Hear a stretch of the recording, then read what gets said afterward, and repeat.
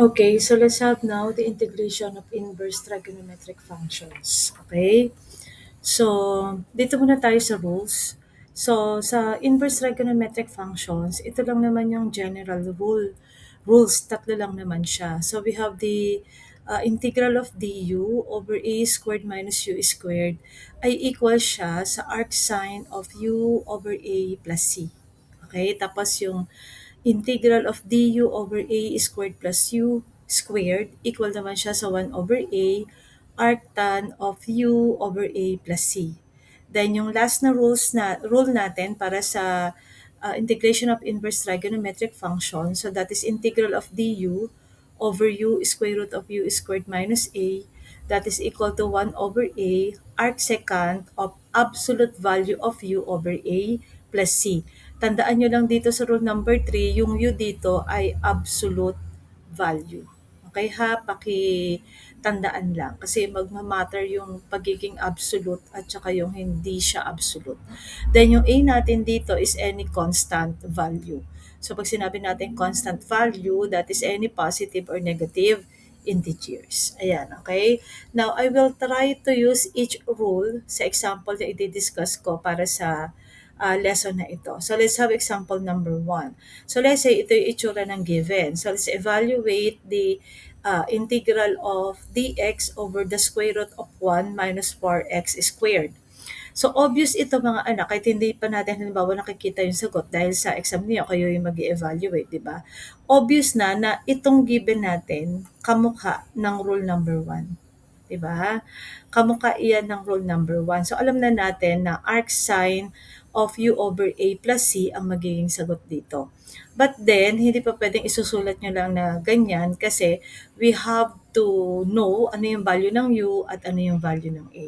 Okay? So, ang unang step dito mga anak, unang dalawang steps, kunin nyo yung value ng a at saka yung value ng u. Kukunin ang value ng a at saka yung value ng u. Kahit dito sa dalawang rules na natitira, ganun din yung gagawin ninyo. So that is why kung ipapattern natin dito sa rule, lalabas si 1 ay a squared, si 4x squared ay u squared. Okay? Kaya, kunin natin yung value ng a. Sabi natin dito, ang a squared natin is 1. Square root of 1 is 1. Then, ang u squared natin is yung 4x squared. Ma'am, hindi kasama yung negative? Hindi. Mamaya natin siya gagamitin pag nag integrate na tayo. So, yung u squared natin is equal to 4x squared. U lang ang kailangan natin. So, kailangan natin matanggal yung squared niya dito. We will take the square root of both sides. Kaya, ang u natin will be the square root of 4x squared. Sorry, may squared pa dito mga anak ha. May squared dito. Ito yan, ito yan. Kukunin nyo yung square root niyan. Okay, so we all know the square root of 4 is 2. Then, di ba, matatanggal na yung squared niyan kasi naka-square root na siya. That is why, ang u natin will be equal to 2x. Tapos, kukunin natin yung derivative. Derivative of u is du. Derivative of 2x is derivative of 2x is 2. Okay, kaya we have here 2 dx. Okay, tapos dahil dx lang ang kailangan natin kasi dx lang yun nandito eh. 'Di ba? So kailangan natin tanggalin yung 2. Kaya we will divide both side by 2. That's why si dx is equal to du over 2. Tapos itong si du over 2, 'di ba? Yung lagi natin ginagawa, pwede natin yang isulat as 1/2 of du. Okay, balik tayo dito.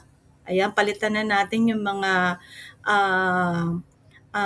values natin. So, we have now the integral of 1/2 du. Ma'am, saan ang galing yon?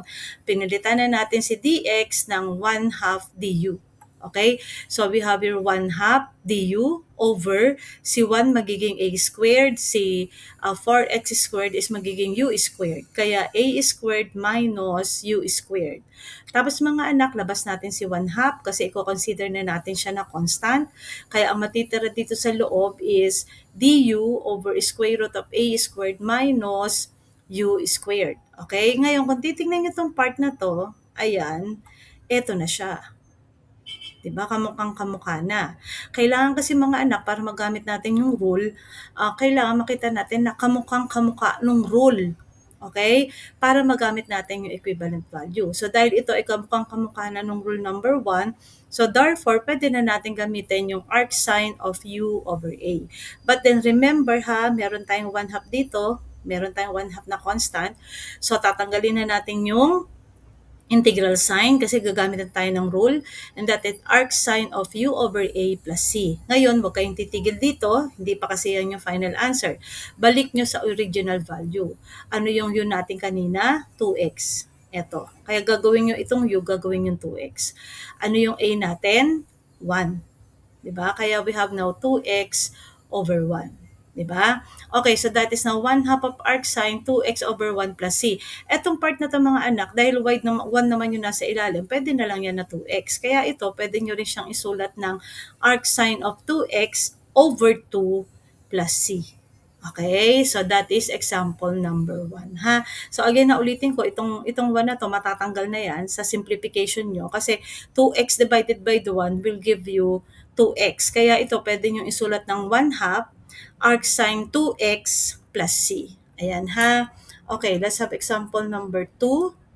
Okay, so let's say this is the given integral of 12 over 1 plus 9x squared dx. Ito mga anak, pwede nyo isulat ng ganito. Si 12, pwede nyo niyang ilabas kasi lalabas constant siya. Okay, parang ganito to. 12 times dx will give you 12 dx. Yun yung nasa taas. Ngayon, constant naman si 12, labas nyo na. So, ano matitira sa taas? dx. Tapos isulat nyo yung numerator, denominator na given. Ayan ha. Tapos tignan nyo to. Ayan, tignan nyo to. Obviously, kamukha na siya nito. Diba? Ang pinagkaiba ni rule number 2 kay rule number 1, si rule number 2 walang square root. Si rule number 1 may square root. O, diba? So, since kamukha na ito, yung nakuha natin, na kamukha na nitong rule number 2, expect natin na ang sagot dito ay 1 over a arc tan of u over a plus c. But then, again, hindi natin pwedeng isulat na yan na yung sagot kasi kailangan natin lagyan ng a, yung value ng a, at saka yung value ng u. Kaya, we will proceed to the solution. Okay, so again, ang a squared natin dito kasi 'di ba dito natin yan ipa-pattern, kaya lalabas yung 1 natin dito is a squared, then yung 9x squared natin yan ang ating u squared. Okay, kaya a squared is equal to 1, kunin natin yung square root ni 1, still that is 1. Tapos u squared is equal to 9x squared. Kunin natin yung square root ng both side kasi u lang ang kailangan natin. So therefore, u is equal to square root of 9x squared. Square root of 9 is 3. Okay? Tapos ito ay matatanggal na, kaya x na lang ang natira. So therefore, u is equal to 3x. Tapos kunin natin yung derivative. Okay? So derivative of u is du. Derivative of 3x is 3 dx. Again, dx lang ang kailangan natin kasi yun lang yung meron dito. Diba? So again, we will divide both side by 3. Kaya, dx now will be equal to 1/3 du. Tapos, balik tayo dito. Papalitan na natin to ha. Papalitan na natin ng a, ng u, at saka ng value ng dx. Again, yung 12, sulat natin sa labas. Then, si dx, papalitan natin ng 1/3 du. Kaya meron tayo ditong 1/3, nandun si du. 1/3 du. Okay? Si 1 natin ay kinonsider natin na a squared, di ba? Then, yung 9x squared natin is consider natin na u squared. Again, pwede na tayong gumamit ng formula, di ba? Kasi visible na siya. So, therefore, tatanggalin na natin yung integral sign. Okay, 12 times 1 is 12 divided by 3 is 12 third. Di ba? 12 over 3.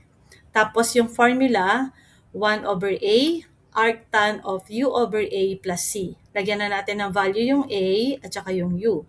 12 divided by 3 is 4. 1, ang a natin is 1. 1 over 1 is 1. Diba? Arc tan of u, ano ang u natin? 3x. Ano ang a natin? 1.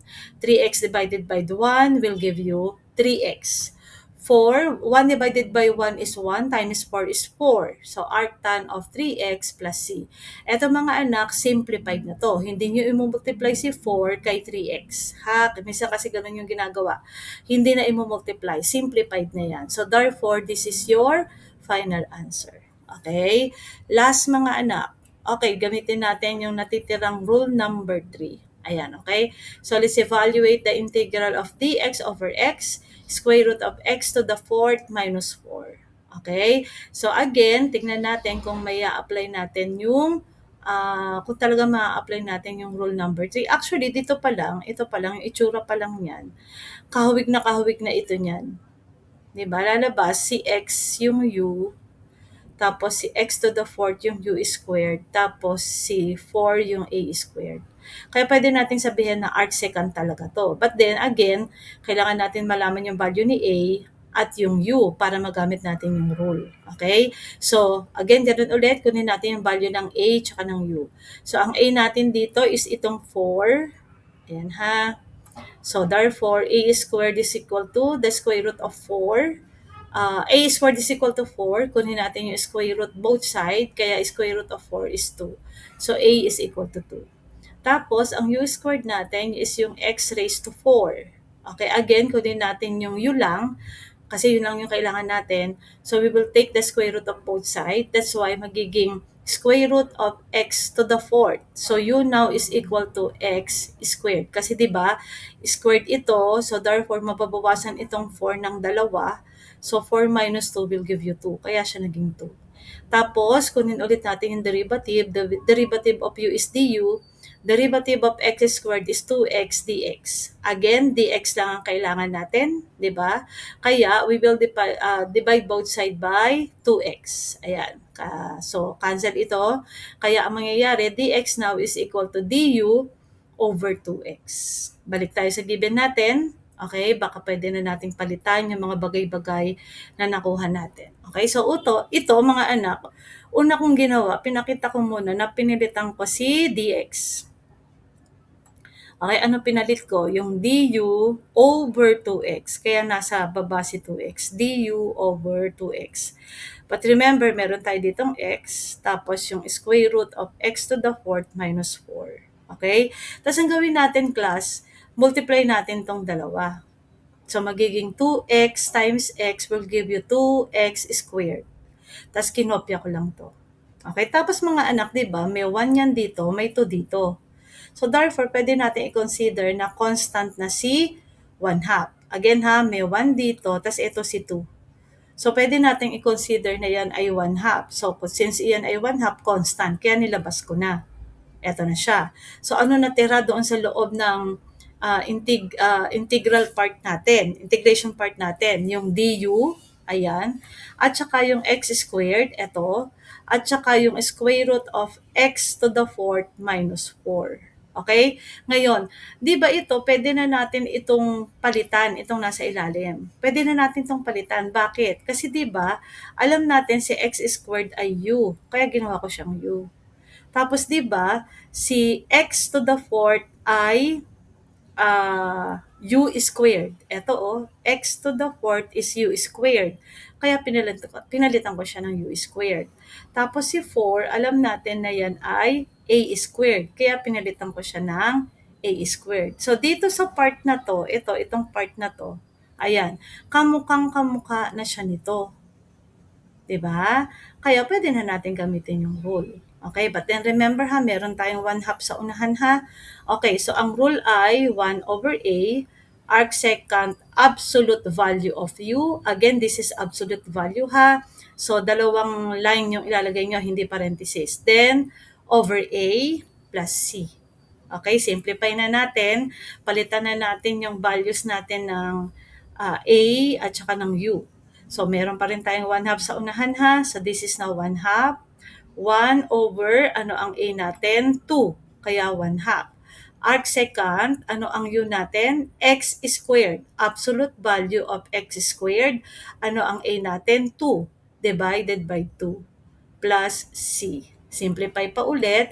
1 half times 1 half will give you 1/4. Arcsecant, absolute value of x squared over 2 plus c. So therefore, ito na ngayon yung final answer natin kasi yan na yung pinaka simplified form nung magiging sagot. Again ha, hindi nyo i-multiply si 4 at saka yung 2 dito sa ilalim kasi separate